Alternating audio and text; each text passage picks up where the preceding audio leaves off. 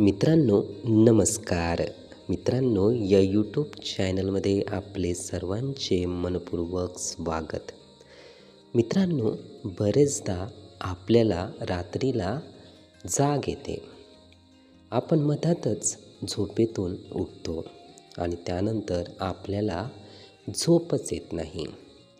बरेचदा रात्रीला अशीच घडते आणि जेव्हाही आपल्याला अशा पद्धतीने मधातूनच जाग येतो तेव्हा नक्कीच आपण अस्वस्थ होतो, त्रस्त होतो आणि स्वतःलाच आपण म्हणत असतो, झोप येत नाही. का बरं झोप येत नाही? नक्कीच याचे कारण आपण शोधले पाहिजे. वरवरून पाहता जेव्हाही आजूबाजूची स्थितीही बरोबर नसते तेव्हा आपल्याला झोप येत नाही असे आपण म्हणत असतो आणि आजूबाजूच्या स्थितीलाच आपण दूषण देत असतो. पण मित्रांनो, नक्कीच तसे नाही. कुठला तरी असा घटक आपल्या अंतर्मनात दडलेला आहे. त्याचा शोध आपल्याला घ्यावा लागतो.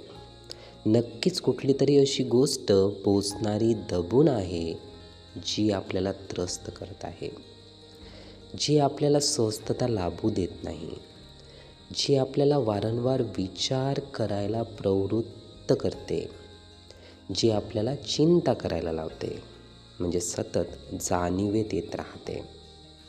मित्रांनो, अशाच बाबीचा, अशाच घटकांचा आपल्याला शोध घ्यावा लागेल.